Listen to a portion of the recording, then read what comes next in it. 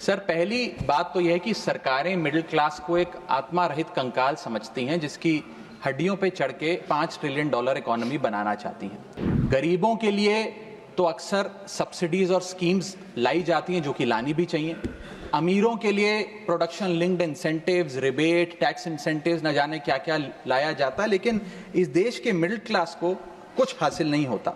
ऐसा लगता है कि सरकारें समझती हैं कि देश के मिडिल क्लास के ना सपने हैं ना अरमान है, लेकिन वो सोने का अंडा देने वाली वो मुर्गी है जिसकी गर्दन जब चाहे मरोड़ के टैक्स वसूल लिया जाए। सबसे पहले तो सर आपका धन्यवाद कि आपने यूनियन बजट 2025-26 पर आम आदमी पार्टी की ओर से मुझे बात रखने का मौका दिया। सर, इस बजट को सरकार ने मिडिल क्लास का बजट कहकर बताया और कहा कि ये मिडिल क्लास की सारी समस्याओं का हल है इस बजट में। तो सबसे पहले सर मैं मिडिल क्लास की चर्चा करना चाहूँगा, उसके बाद अपने भाषण के अन्य भागों पे जाता जाऊँगा। सर, पहली बात तो यह है कि सरकारें मिडिल क्लास को एक आत्मा रहित कंकाल समझती हैं जिसकी हड्डियों पे चढ़ के $5 ट्रिलियन इकोनॉमी बनाना चाहती हैं। सर, इस देश का मिडिल क्लास कमर तोड़ मेहनत करता है, लेकिन इस मेहनत के बावजूद मिडिल क्लास गरीब हो रहा है, अमीर नहीं हो रहा। गरीबों के लिए तो अक्सर सब्सिडीज और स्कीम्स लाई जाती हैं जो कि लानी भी चाहिए। अमीरों के लिए production linked incentives, rebate, tax incentives, न जाने क्या क्या लाया जाता है, लेकिन इस देश के मिडिल क्लास को कुछ हासिल नहीं होता। ऐसा लगता है कि सरकारें समझती हैं कि देश के मिडिल क्लास के ना सपने हैं ना अरमान है, लेकिन वो सोने का अंडा देने वाली वो मुर्गी है जिसकी गर्दन जब चाहे मरोड़ के टैक्स वसूल लिया जाए। इसी के चलते सर मैं कहना चाहता हूं कि इस देश में मांग यानी कि डिमांड इसलिए गिर रही है क्योंकि इस देश का मिडिल क्लास सिकुड़ रहा है।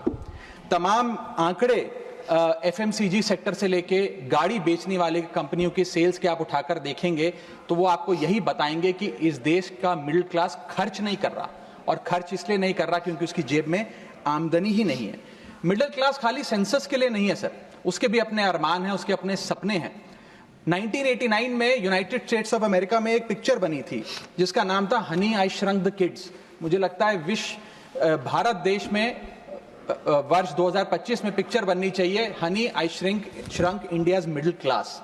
सर, मैं आपको साफ तौर पे बताना चाहता हूं कि मिडिल क्लास टैक्स उससे वसूला जाता है जैसे उससे किसी अधिकार से हम टैक्स ले रहे हैं और सुविधा उसको एहसान मुताबिक दी जाती है। सर, नेस्ले इंडिया के अभी आंकड़े आए जो इस देश की सबसे बड़ी एफएमसीजी कंपनियों में आता है। उस आंकड़ों में यह पता लगा कि 8 वित्तीय वर्षों में इस वर्ष सबसे कम ग्रोथ उन्होंने दर्ज कराई है। और जब नेस्ले इंडिया के चेयरमैन से यह बात पूछी गई कि क्यों आप अपनी लोएस्ट ग्रोथ पर आ गए, तो नेस्ले इंडिया के चेयरमैन ने कहा कि भारत का मिडिल क्लास खरीद नहीं रहा, भारत का मिडिल क्लास सिकुड़ रहा है। मैं महंगी गाड़ी और महंगे मकानों की बात नहीं कर रहा सर, लेकिन सस्ती गाड़ी और सस्ते मकान जो मिडिल क्लास खरीदता है उनकी डिमांड घटती जा रही है, उसकी प्रोडक्शन घटती जा रही है, जिसका सीधा इंपैक्ट हमारी इकोनॉमी पर है। काफी चर्चा हुई सर सरकार द्वारा कि हम मिडिल क्लास के लिए 12 लाख की टैक्स रियायत लेकर आए। मैं सर बतौर चार्टर्ड अकाउंटेंट ये बताना चाहता हूं कि ना ही ये टैक्स एग्जेम्पशन है, ना ही ये टैक्स डिडक्शन है, ये एकमात्र टैक्स रिबेट है। इस रिबेट का स्वागत हम सब करते हैं, हम सबको खुशी हुई, लेकिन मैं आपको इन तीनों में फर्क बताना चाहता हूं और ये दिखाना चाहता हूं कि कैसे चोर दरवाजे से इंडियन मिडिल क्लास से अभी भी इनकम टैक्स वसूला जा रहा है। पहली चीज सर, ये इनकम टैक्स एग्जेम्पशन नहीं है। एग्जेम्पशन होता है जैसे एक सोर्स ऑफ इनकम पर इनकम टैक्स लगे ही ना, जैसे कि इस देश में एग्रीकल्चरल इनकम, खेती बाड़ी से जो कमाई होती है उस पर कोई इनकम टैक्स नहीं लगता। ये वो नहीं है। ये टैक्स डिडक्शन भी नहीं है। टैक्स डिडक्शन होता है कि फर्ज करिए आपने साल में 15 लाख रुपए कमाए, इनकम टैक्स डिडक्शन आपको 12 लाख रुपए की मिली, तो 15 घटा 12 3 लाख पर आपको इनकम टैक्स देना पड़ेगा। ये टैक्स डिडक्शन भी नहीं है, ये टैक्स रिबेट है। यानी कि 12 लाख तक अगर आपने पैसा कमाया साल में तो आपको इनकम टैक्स नहीं देना, लेकिन जैसे ही 12 लाख से ज्यादा, फर्ज करिए आपने 12 लाख 1,000 रुपए कमाया, तो पूरे 12 लाख 1,000 पे आपके स्लैब अनुसार आपसे इनकम टैक्स वसूला जाएगा। और दूसरी चीज, कैपिटल गेन्स पे, यानी कि अगर आप अपने कोई मकान बेचते हैं, सोना बेचते हैं, इक्विटीज बेचते हैं, शेयर्स बेचते हैं, उस पर जो कैपिटल गेन पे, मुनाफे पे लगता है टैक्स, वो इस 12 लाख की सीमा में नहीं आएगा, उस पर आपको अतिरिक्त टैक्स देना पड़ेगा। सर, लेकिन इस 12 लाख की रियायत से कितने लोगों को भारत देश में फायदा हुआ, यह भी समझने की आवश्यकता है। हम 140 करोड़ की आबादी वाले देश में रहते हैं, जिसमें मात्र 8 करोड़ लोग इनकम टैक्स की रिटर्न भरते हैं, और इन 8 करोड़ लोगों में से मात्र 3 करोड़ लोग इनकम टैक्स भी भरते हैं। यानी कि 8 करोड़ लोग इनकम टैक्स की रिटर्न भरते हैं, 5 करोड़ लोग जीरो इनकम दिखा के अपनी इनकम टैक्स की रिटर्न भरते हैं, जीरो टैक्सेबल इनकम, और उनसे कोई इनकम टैक्स नहीं वसूलती। लेकिन जो बाकी 3 करोड़ बचे, मात्र वो ही इनकम टैक्स भरते हैं। तो किन लोगों का फायदा हो रहा है, यह भी समझने की आवश्यकता है। और इसका मुकाबला आप करिए सर, सीएमआई का डेटा बताता है कि इस देश में कंजम्पशन के आधार पे 43 करोड़ इंडियंस, 43 करोड़ भारतीय भारत की मिडिल क्लास में आते हैं। 43 करोड़ में से मात्र 2 से 3 करोड़ लोगों को ही इसका फायदा होने जा रहा है। उसका हम स्वागत करते हैं, लेकिन बाकियों के लिए क्या? वित्त मंत्री जी ने यह फैसला जब सुनाया तो कहा कि इससे भारत की कंजम्पशन बढ़ेगी, खपत बढ़ेगी, और इकोनॉमी का चक्का, इकोनॉमी का पहिया चलने लग जाएगा। मैं आपको बताना चाहता हूं और इस सदन में भविष्यवाणी करता हूं सर, कि इस टैक्स रियायत से इस देश की कंजम्पशन नहीं बढ़ने वाली। अगर आप वास्तव में इस देश की खपत यानी कि कंजम्पशन बढ़ाना चाहते हैं, तो आपको इनकम टैक्स के साथ साथ जीएसटी नाम का टैक्स कम करना पड़ेगा, क्योंकि जीएसटी वो टैक्स है जो इस देश का अमीर से अमीर आदमी और गरीब से गरीब आदमी भी देता है। जब गरीब आदमी अपने घर में चूल्हा जलाने के लिए माचिस खरीदता है तो उस पर भी जीएसटी देता है, और अमीर आदमी जब सफर करने के लिए मर्सिडीज और बीएमडब्ल्यू खरीदता है उस पर भी जीएसटी देता है। जीएसटी वो लोग भी देते हैं जो इनकम टैक्स नहीं भरते, जीएसटी वो लोग भी देते हैं जिनको सरकार, उन 80 करोड़ भारतीयों को जिनको फ्री राशन देती है, जीएसटी उनसे भी वसूला जाता है। तो सही मायने में अगर आप भारत में खपत यानी कि कंजम्पशन को बढ़ाना चाहते हैं, इकोनॉमी रिवाइव करना चाहते हैं, तो आपको जीएसटी कम करना पड़ेगा और जीएसटी स्ट्रीमलाइन करना पड़ेगा। सर, मिडिल क्लास इस देश का सबसे देशभक्त क्लास है, जो सबसे ज्यादा टैक्स देता है। और सर, जब नौकरी से लौटता हुआ साधारण पैंट शर्ट पहने मिडिल क्लास का आदमी मेट्रो की लाइन में खड़ा होता है, तो उसे यह चिंता नहीं होती कि घर जाकर कौन सी पिक्चर देखूंगा या कौन सा पकवान खाऊंगा। उसे यह चिंता होती है कि मैं अगले हफ्ते अपने बच्चों की फीस कैसे भरूंगा, बाबूजी का ऑपरेशन कैसे कराऊंगा, या बड़े साल नौकरी कर ली, अब एक स्कूटी खरीद लेता हूं। लेकिन जब बाजार जाता है तो पता लगता है वो स्कूटी जो 4 लाख की जो 40,000 की मिलती थी, वो अब 1 लाख रुपए की मिलने लगी, या वो ऑल्टो गाड़ी जो 3-3.5 लाख की मिलती थी अब 10 लाख रुपए की मिलने लगी। ये सच्चाई है सर, और इसलिए है क्योंकि सर सैलरी बढ़ती नहीं, बचत होती नहीं, सिर्फ और सिर्फ महंगाई बढ़ती है।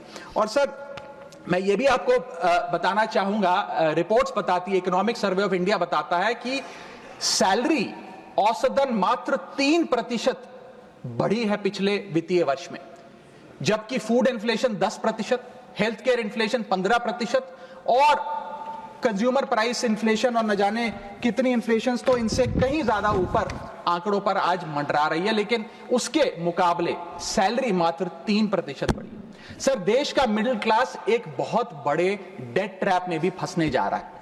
मैं ये भी भविष्यवाणी आज करना चाहूंगा, क्योंकि भारत का household debt to GDP ratio आज 40% पे खड़ा हो गया। सरल भाषा में बताऊं तो भारत के मिडिल क्लास परिवार आज रोजमर्रा के जीवन के लिए, अपने डेली एक्सपेंसेस के लिए लोन लेने पर मजबूर हो गए हैं, चाहे वो पर्सनल लोन हो, चाहे वो क्रेडिट कार्ड के जरिए हो, या चाहे वो अन्य प्रकार से फाइनेंशियल इंस्टीट्यूशन से ब्याज पर पैसा लेना हो।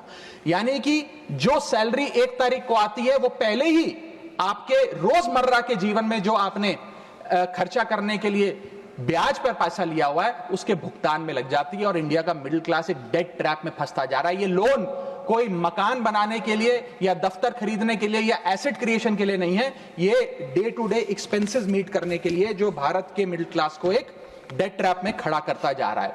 सर, सैलरी तो 7 तारीख को आती है महीने की, लेकिन 1 तारीख को मकान मालिक आ जाता है दरवाजे पे दरवाजा खटखटाने की किराया दो। और सारी उम्र काम करने के बाद एक मिडिल क्लास का आदमी सोचता है कि अंत में रिटायरमेंट के समय एक छोटा सा अपना मकान, जमीन खरीद के मकान बनाऊंगा।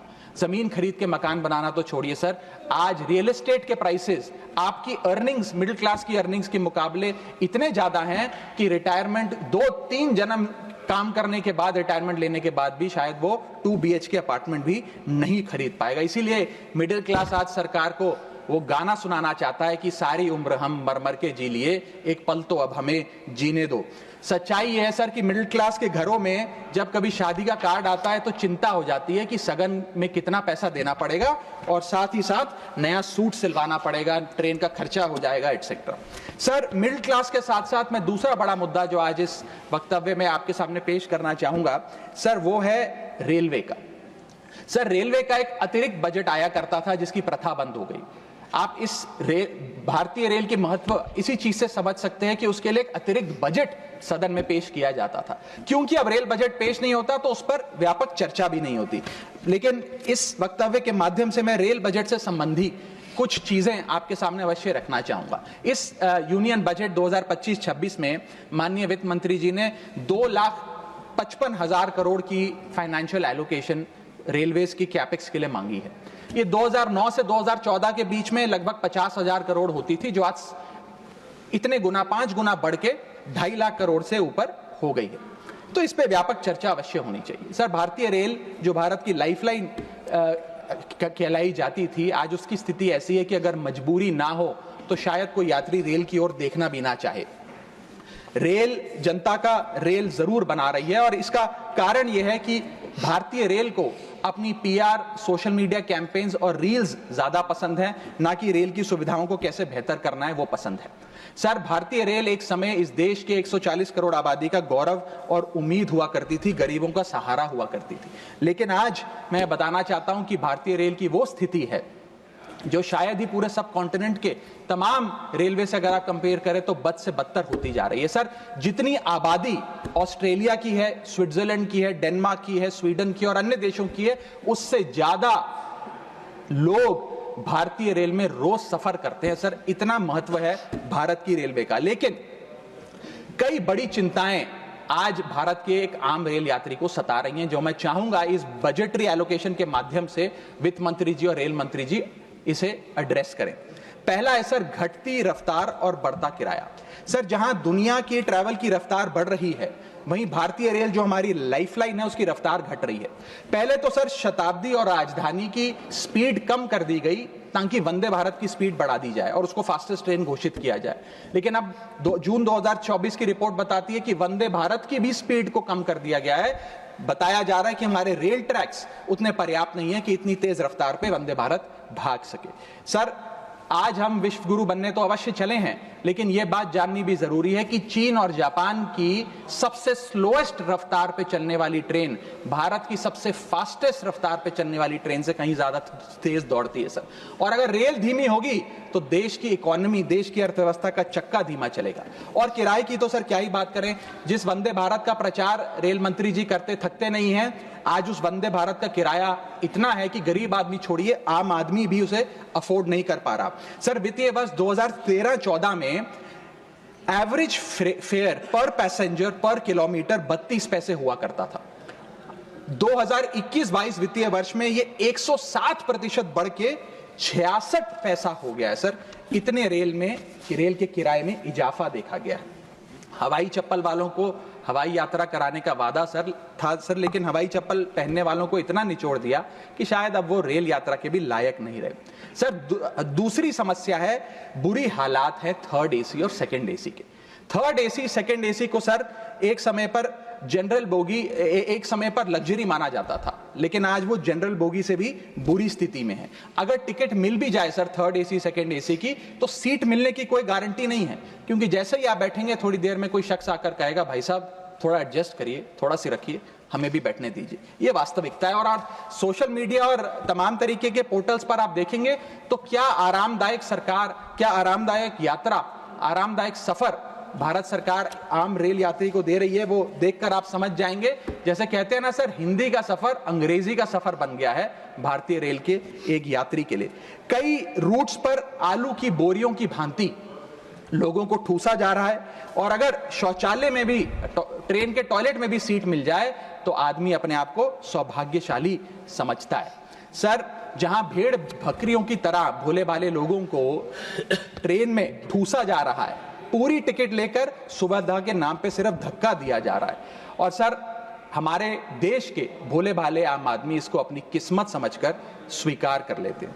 सर, मैं तीसरी बड़ी रेल समस्या जो कि है मिसमैनेजमेंट, अव्यवस्था, उस पर आपका ध्यान आकर्षित करना चाहूंगा। सर, पहले तो रेल की टिकट मिलती नहीं, अगर मिल भी जाए, आपने अगर 2, 2.5, 3 महीने पहले टिकट बुक कराई हो, टिकट कंफर्म हो जाए तो सीट मिलने की कोई गारंटी नहीं। और सर, आप अपना अनुभव देखिए, जब आप सबसे पहले प्लेटफॉर्म पर पहुंचते हैं अपनी ट्रेन में चढ़ने के लिए, तो आपको चारों तरफ सिर्फ गंदगी ही गंदगी नजर आती है। अगर बुजुर्गों के साथ या घर परिवार की महिलाओं के साथ आप ट्रैवल कर रहे हैं तो एक क्लीन वॉशरूम तक आपको मुहैया नहीं कराया जाता। और हालात यह है कि लोग मजबूर हैं प्लेटफॉर्म पर अखबार बिछाकर सोने के लिए, और वेटिंग एरिया के नाम पर तो सर सिर्फ एक नेम प्लेट, एक बोर्ड लगा नजर आता है और कुछ नहीं नजर आता। तो सर, ट्रेन पे चढ़ने से लेकर ट्रेन पे उतरने तक की एक बड़ी लंबी फहरिस्त है अव्यवस्था की। यहां तक कि सर, आज जब इस ठंड के मौसम में एक यात्री एक लंबा सफर तय करता है ट्रेन में और सोचता है कि थोड़ा आराम कर लूं, कंबल चादर खोल के ओढ़ने का प्रयास करता है, तो उस कंबल चादर से इतनी बदबू आती है, इतनी दुर्गंध आती है, और उसके जवाब में रेल मंत्री और रेल मंत्रालय बताता है कि हम महीने में 1 बार कंबल धोते हैं। महीने में 1 बार कंबल धोएंगे तो सर सुगंध आएगी कि दुर्गंध आएगी, ये मैं चाहूंगा कि सरकार इसका फैसला ले। हाइजीन रिलेटेड कंप्लेंट्स में पिछले 2 वित्तीय वर्षों में 500% का इजाफा हुआ है। ये दिखाता है कि हाइजीन स्टैंडर्ड्स को कितना कॉम्प्रोमाइज करती जा रही है हमारे देश की रेल।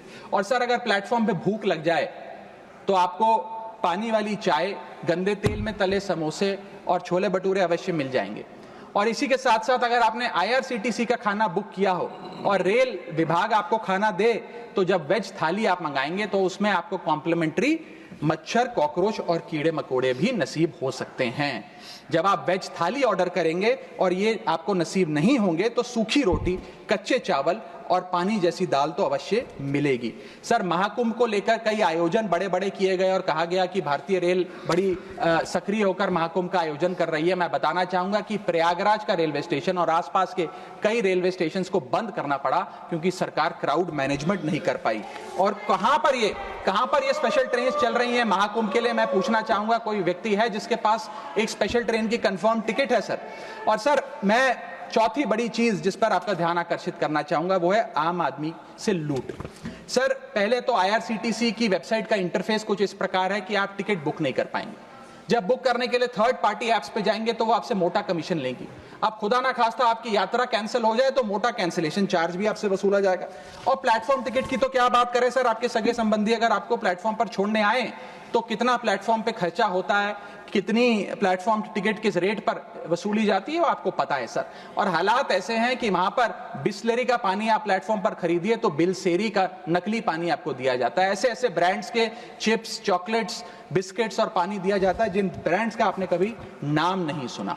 सर, 5वीं समस्या है ज्यादा से ज्यादा नॉर्मल ट्रेन चलाने की आवश्यकता। सर, बुलेट ट्रेन और वंदे भारत से ज्यादा किफायती यात्रा नॉर्मल ट्रेन में हो जाए तो देश का आम आदमी खुश हो जाएगा। आज इस भीषण महंगाई और भयंकर बेरोजगारी का आलम कुछ इस प्रकार है कि लोगों के पास समय ही समय है लेकिन पैसा नहीं है। भले ही आप आधा 1 घंटा रफ्तार धीमी कर दें, लेकिन 2000 रुपए में मिलने वाली टिकट को ट्रेन की 500-600 रुपए कर दें तो आम आदमी का बहुत भला हो जाएगा। सर, इसी के साथ साथ मैं बुजुर्गों की बंद हुई सब्सिडी पर भी आपका ध्यान आकर्षित करना चाहूंगा।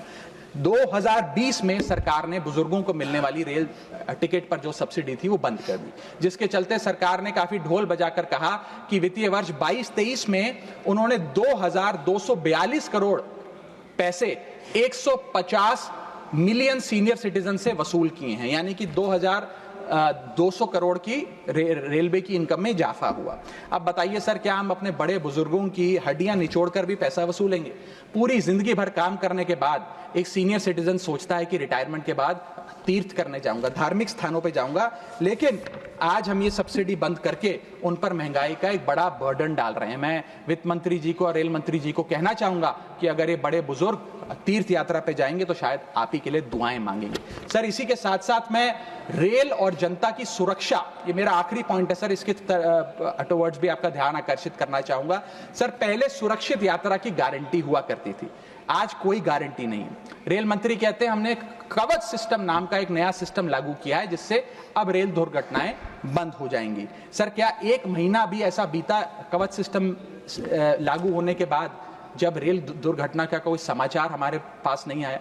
सर, बीते 5 सालों में 200 से ज्यादा रेल एक्सीडेंट्स हुए हैं, जिसमें 400 से ज्यादा लोगों की मौत और अनगिनत लोग इंजर हुए हैं। सीएजी की वर्ष 2000 जो अभी रिपोर्ट आई वो बताती है कि वित्तीय वर्ष 2018 से 2021 के भीतर जितनी भी ट्रेन एक्सीडेंट्स हुए उसका 75% कारण लैक ऑफ ट्रैक मेंटेनेंस, यानी कि रेल ट्रैक की मेंटेनेंस में जो कमी है उसकी वजह से रेल की दुर्घटनाएं हो रही हैं।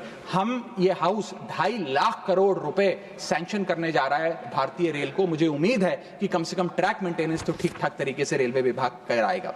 सर, इसी के साथ साथ जितनी भी ये समस्याएं बताई गई हैं, अगर रेल मंत्री रील से ज्यादा रेल पर ध्यान दे तो अवश्य इसका इलाज हो जाएगा। मैं 4 पंक्तियां एक आम रेल यात्री के अनुभव को एक्सप्लेन करते हुए आपके सामने पढ़ना चाहूंगा। सर, अजब गजब चल रहा है रेल का खेल, हमेशा गाड़ी लेट तो कहीं ब्रेक फेल, महंगी टिकट के बाद भी सीट मिलने की आस नहीं, सुरक्षित पहुंच जाएं इस बात पर विश्वास नहीं, भिड़ रहे हैं ट्रेनें, मर रहे हैं लोग, रेल मंत्री लगा रहे हैं अमृतकाल का भोग, बुकिंग से लेकर टिकट कैंसिलेशन तक दर्जनों टैक्स का जाल, भेड़ बकरियों की तरह ठूसे जा रहे हैं लोग, कैसे मनाएं अमृतकाल, बेरोजगारों के देश में हो रही है बुलेट ट्रेन की बात, सरकार कैसे समझेगी आम आदमी के मन के जज्बात, रेल मंत्री को रेल नहीं रील पसंद है, टिकट के नाम पर मनमाना बिल पसंद है, खाना मांगने पर मिलता है कॉकरोच, छिपकली और मच्छर, इतना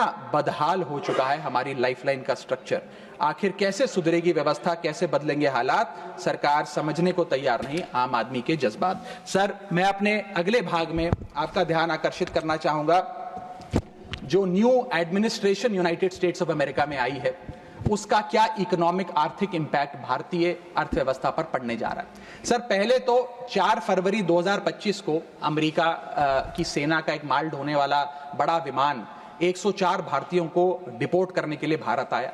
पता लगा कि उन भारतीयों के हाथ में हथकड़ियां और पैरों में जंजीरें थी, बेड़ियां बांधकर उनको लाया गया।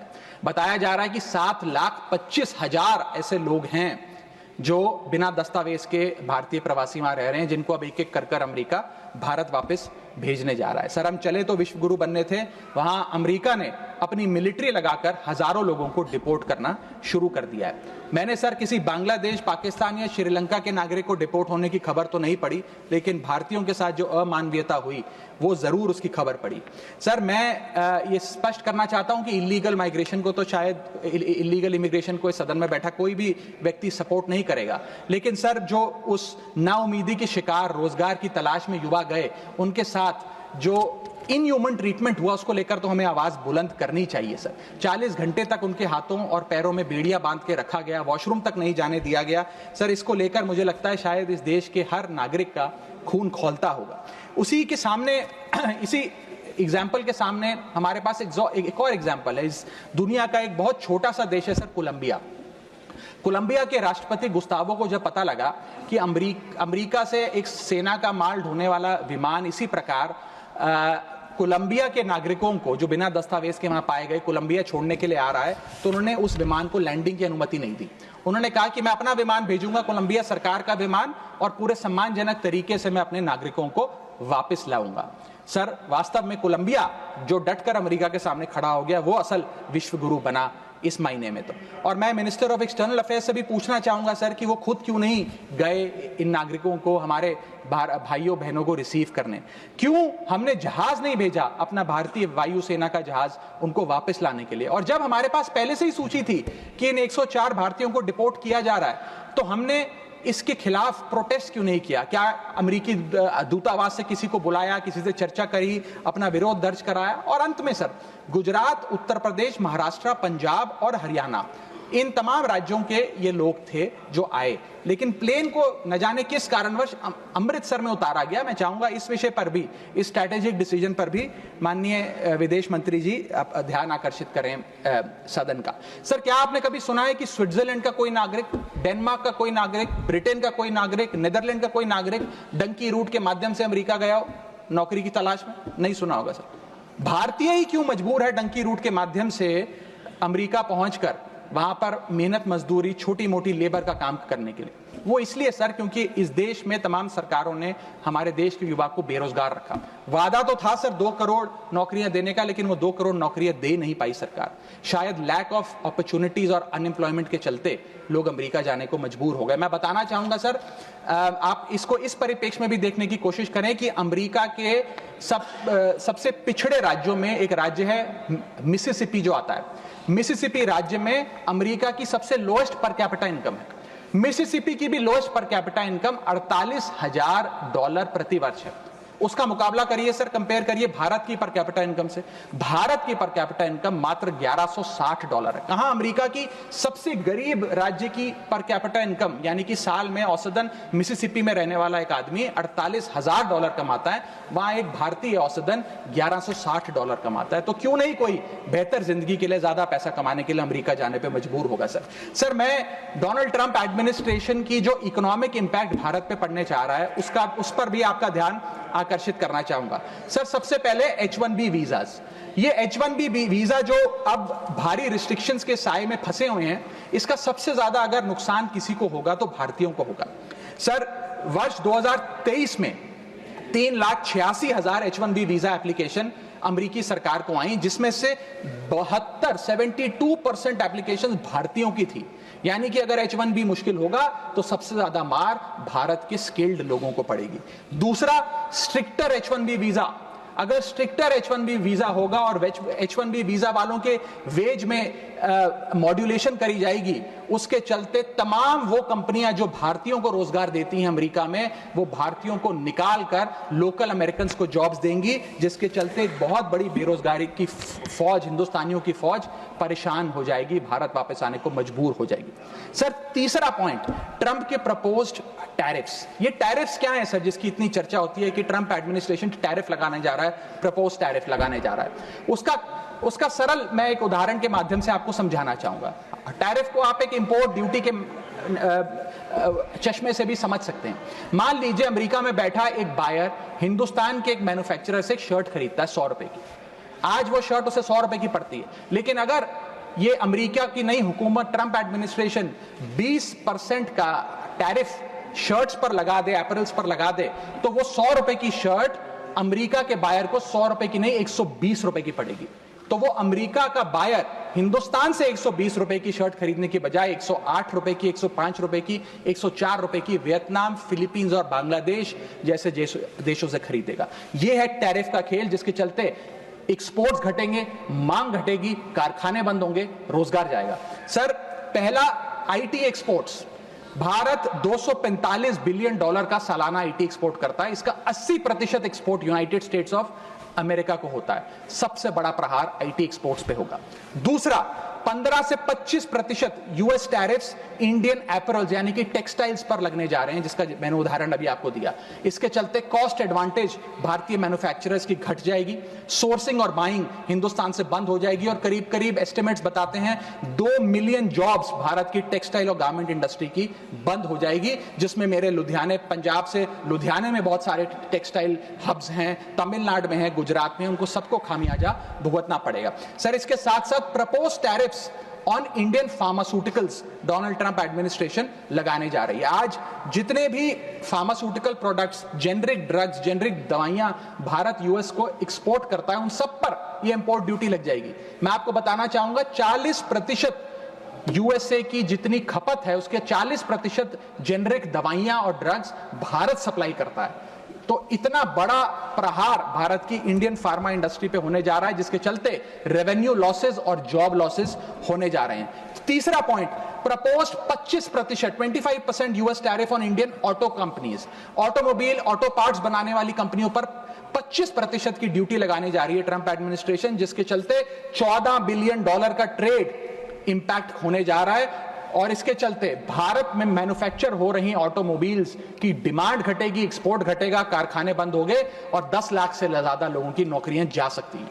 सर चौथा और महत्वपूर्ण पॉइंट, एक बहुत बड़ी बेरोजगारों की फौज भारत की ऑलरेडी बेरोजगार फौज में जुड़ जाएगी।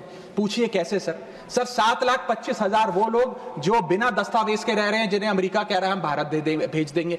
1 मिलियन वो लोग जिनका ग्रीन कार्ड अभी पेंडिंग है, उनका ग्रीन कार्ड कैंसिल हो जाएगा। लाखों H1B वीजा एप्लीकेंट जिनका H1B वीजा मिलना अब नामुमकिन सा हो गया है। और उसके अतिरिक्त भारत में जो टेक्सटाइल्स, फार्मा, आईटी और ऑटोमोबाइल इंडस्ट्री है उसमें जॉब ले ऑफ्स होंगे, यानी कि इन लाखों लोगों की एक जो अनएम्प्लॉयड लोगों की फौज भारत आकर भारत की ऑलरेडी अनएम्प्लॉयड लोगों की फौज में जुड़ जाएगी, उसको कैसे हम इस इकोनॉमिक साइकिल में रीइंटीग्रेट करेंगे, कैसे इस अनएम्प्लॉयमेंट और अंडर एम्प्लॉयमेंट का सामना करेंगे। सर मेरा आखिरी पॉइंट इस ट्रंप एडमिनिस्ट्रेशन का जो इकोनॉमिक इंपैक्ट भारत पर पड़ेगा उसके संदर्भ में है, वो ये है सर कि भारत की फॉरेन इनवर्ड रेमिटेंसेस घट जाएंगी, भारत का फॉरेक्स रिजर्व्स घटेगा। सर वर्ष 2024 में डॉक्यूमेंटेड एंड अनडॉक्यूमेंटेड भारतीय प्रवासी भारतीय जो यूएस में रहते हैं उन्होंने कुल मिलाकर 111 बिलियन डॉलर भारत भेजे, यानी कि वहां पर जो आदमी रहता है वो कमाई करता है, वो पैसा हिंदुस्तान भेजता है ताकि हिंदुस्तान में जो उसका परिवार, बूढ़े माँ बाप, बीवी बच्चे, भाई बहन हैं, वो सम्मानजनक जीवन जी सकें। जब उनकी नौकरियां ही नहीं रहेंगी, जब वो पैसा ही नहीं कमाएंगे तो वो क्या पैसा भेजेंगे? जब वो पैसा नहीं भेजेंगे तो भारत के फॉरेक्स रिजर्व्स घटेंगे और फॉरेक्स रिजर्व्स घटने की वजह से रुपया और कमजोर होगा और डॉलर और मजबूत होगा। सर भारत की कॉर्पोरेट टैक्स कलेक्शंस में 3 से 4 हजार करोड़ का नुकसान होने जा रहा है इस ट्रंप एडमिनिस्ट्रेशन के प्रपोज टैरिफ्स की वजह से, और इन्फोसिस, टीसीएस जैसी बड़ी बड़ी कंपनियां अब 80 से 90% अमेरिकी लोगों को नौकरियां देंगी। भारतीय जो H1B वीजा पे वहां काम कर रहे हैं उनको निकालने का काम शुरू होने जा रहा है। सर जो अमेरिका कहता है वो भारत हमेशा से करता है, एक वफादार दोस्त की तरह। अमेरिका कहता है ईरान से कम तेल खरीदो, हम कम तेल खरीदते हैं। अमेरिका कहता है मुझसे वेपन्स खरीदो, हम डिफेंस हेलीकॉप्टर्स उनसे खरीदते हैं। अमेरिका कहता है फलाना फलाने देश पे मैंने सैंक्शन लगा दिया, इस पे रिस्ट्रिक्शंस लगा दी, इससे आप अपना व्यापार बंद कर दो, हम व्यापार बंद कर देते हैं। अमेरिका कहता है रशिया से डिफेंस एयर सिस्टम ना खरीदो, हम उसे निलंबित कर देते हैं। लेकिन उसकी इन सारी चीजों को मानने और एक वफादार दोस्त होने के नाते हमने ये चीजें मानी भी, उसके बदले भारत को मिलता क्या है सर? और सर सबसे जरूरी बात, भारत में एक बहुत बड़े वर्ग ने और खास तौर पे भारतीय जनता पार्टी के समर्थकों ने सोशल मीडिया पर कैंपेन चलाया ट्रंप को जिताने के लिए कि ट्रंप चुनाव जीत जाए। न जाने कितने ट्वीट, फेसबुक, इंस्टाग्राम, यूट्यूब पे वीडियो बना बना कर डाले कि ट्रंप जीत जाए। यहां तक कि कुछ लोगों ने तो हवन और अनुष्ठान भी किए कि डोनाल्ड ट्रंप अमेरिका के राष्ट्रपति फिर से बन जाए। लेकिन उसके बदले हमें हासिल क्या हुआ? पहला झटका जो ट्रंप एडमिनिस्ट्रेशन ने दिया सर, वो भारत को दिया। सर इन 104 भारतीय जो वापस आए हैं, जिनकी हाथों में जंजीरें और पैरों में बेड़ियां थी, उनके लिए भी सर 4 पंक्तियां लाया हूं, गौर फरमाइएगा। सपना था कि अमेरिका जाकर कुछ कमाएंगे, ये नहीं पता था कि ऐसे बांध कर वापस लाए जाएंगे। हाथों में हथकड़ी, पैरों में बंधी रही बेड़ियां, दर्द से टूटती और चटकती रही एड़ियां, कस के बांधा जंजीरों से जैसे कोई सामान, टपकते आंसू सुनाते हैं क्रूरता की दास्तां। सपने में भी नहीं सोचा था कि ऐसा मंजर, मगर अपनों ने ही खोप दिया पीठ में खंजर। क्या बीती होगी उन पर ये वो ही जानेंगे, उनके जख्मों को विदेश मंत्री नहीं पहचानेंगे। हर चेहरे पर लिखी है क्रूरता की कहानी, हर चेहरे पर लिखी है क्रूरता की कहानी, गुनाह सिर्फ इतना कि वो है हिंदुस्तानी। सर अंत में मैं बस समाप्त कर रहा हूं सर, मैं आपका ध्यान आकर्षित करना चाहूंगा डीवैल्यूएशन ऑफ द इंडियन रुपी पर, कि गिरता हुआ रुपया। सर रुपये आज ऑल टाइम लो पर है। जब मई 2014 में ये सरकार बनी थी तब $1 58 के आसपास मंडराता था। आज ₹1 87 रुपीज के आसपास मंडरा रहा है, which is an all time low. Sir रुपया कोई कागज की एक टुकड़ा, कोई पीस ऑफ पेपर नहीं है, रुपया कोई करेंसी भी नहीं है, रुपया हमारी देश की प्रतिष्ठा है। करेंसी गिरती है तो देश की प्रतिष्ठा गिरती है। तमाम देश एक दूसरे देश को कितना सम्मान देना है ये इस बात से भी तय करते हैं कि उसकी करेंसी की कितनी वैल्यू है। और अगर हमारी इंटरनेशनल पहचान कमजोर होती है तो हमारी अर्थव्यवस्था भी कमजोर होगी। सर इसके साथ साथ जैसे जैसे रुपया गिरता है हमारे देश में इन्फ्लेशन वैसे वैसे बढ़ती है, इसलिए क्योंकि हम बहुत सारी वस्तुएं इंपोर्ट करते हैं, तो इंपोर्टेड इन्फ्लेशन भी हमारे देश के टोटल इन्फ्लेशन का एक बहुत बड़ा हिस्सा है। मैं आपको उदाहरण के तौर पे बताना चाहूंगा सर कि मान लीजिए एक शर्ट हम अमेरिका से खरीदते थे 74 रुपए की पिछले साल, क्योंकि $1 74 रुपए का था। आज वही शर्ट खरीदने के लिए हमें 86-87 रुपए देने पड़ेंगे, यानी कि भारत के लिए वो कॉस्ट पड़ेगी, भारत के बायर के लिए कॉस्ट पड़ेगी, और इन टर्न वो ज्यादा कॉस्ट आम आदमी को पास ऑन करी जाएगी।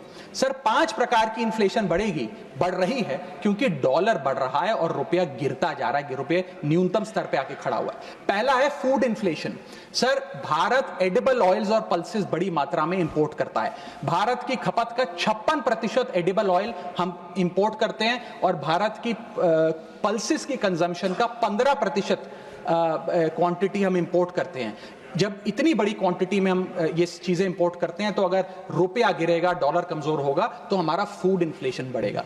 दूसरा इन्फ्लेशन जो बढ़ेगा वो है एनर्जी इन्फ्लेशन। सर हम अपने क्रूड ऑयल यानी कि पेट्रोल, डीजल और जेट फ्यूल्स जिसे मैं कहूं, उनको इंपोर्ट करते हैं। 85% भारत की जितनी खपत है उसका हम क्रूड ऑयल इंपोर्ट करते हैं अन्य देशों से। उसके अतिरिक्त कोल और नेचुरल गैस भी इंपोर्ट करते हैं। जब रुपया गिरेगा तो ये एनर्जी बास्केट की जो वस्तुएं हैं इनका दाम भी बढ़ेगा और ये और महंगी होती जाएंगी, और जब पेट्रोल डीजल के दाम बढ़ेंगे तो हर चीज पर इंपैक्ट आएगा, चाहे वो रोटी, कपड़ा, मकान, सब्जियां, फल और दूध ही क्यों ना हो। और इसी के चलते जब क्रूड ऑयल अंतर्राष्ट्रीय बाजार में घटता भी है, हम उसका लाभ अपने नागरिकों को नहीं दे पाते, क्योंकि भारत सरकार की तो जेब ढीली ही होती रहती है, क्योंकि रुपया गिर रहा है, ज्यादा रुपया हमें देना पड़ता है डॉलर खरीदने के लिए।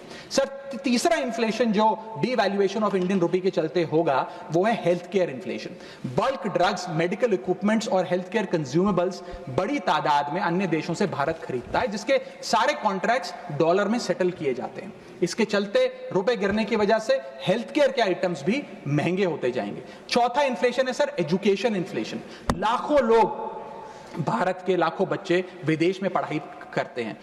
माँ बाप कमाते तो रुपए में हैं, लेकिन ट्यूशन फी, अकोमोडेशन फी, लिविंग एक्सपेंसेस, ये तमाम चीजें डॉलर में खर्च करने पे मजबूर होते हैं। इसीलिए सबसे ज्यादा अगर किसी को हिट करेगा ये डीवैल्यूएशन ऑफ द इंडियन रुपी, तो उन लोगों को करेगा जो विदेश में पढ़ रहे हैं। सर आज से 4 साल पहले एक संपन्न परिवार अगर अपने बच्चे को यूनाइटेड स्टेट्स ऑफ अमेरिका में 4 साल का अंडर ग्रेजुएशन कोर्स कराने के लिए भेजता था, तो करीब करीब 1 करोड़ रुपए का खर्चा आता था।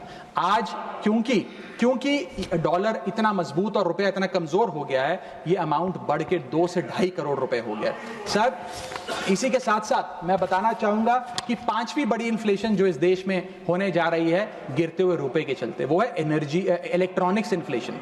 सर मेजर इलेक्ट्रॉनिक कंपोनेंट्स भारत इंपोर्ट करता है। सर समाप्त कर रहा हूं, भारत इंपोर्ट करता है। इन सारे इलेक्ट्रॉनिक आइटम्स की सेटलमेंट यूएसडी में होती है। जब रुपया गिरता है, ये सारे पदार्थ भारत में महंगे मिलेंगे, यानी कि महंगा लैपटॉप, महंगा फोन, महंगा टैबलेट, महंगा आईपैड। और इलेक्ट्रॉनिक मैन्युफैक्चरिंग यूनिट जो इलेक्ट्रॉनिक कंपोनेंट्स इंपोर्ट करते हैं इनपुट के लिए, वो भी महंगा होता जाएगा। सर अंत में मैं बस एसबीआई की एक रिपोर्ट कोट करना चाहूंगा जो बताती है कि अगर रुपया 5% गिरता है तो भारत में इन्फ्लेशन 0.5% बढ़ती है। Direct correlation between decline of the Indian rupee and increase in the inflation. अंत में बस इतना कहूंगा सर, कई बार राजनीतिक बयान आते हैं जब रुपया गिरता है। एक मंत्री हैं, एक मंत्री, बस समाप्त सर 30 सेकंड्स, एक मंत्री रहे वाजपेयी सरकार में भी, इस सरकार में भी रहे, अब तो नहीं है खैर, लोकसभा में एमपी हैं।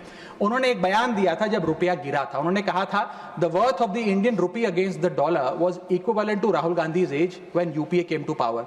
Today it is equal to Sonia Gandhi's age and very soon it will touch Manmohan Singh age. Sir आज लोग वो कहां हैं? आज क्यों नहीं बयान देते? आज रुपए पे क्यों नहीं चिंता करते? अब कोई ध्यान क्यों नहीं देता?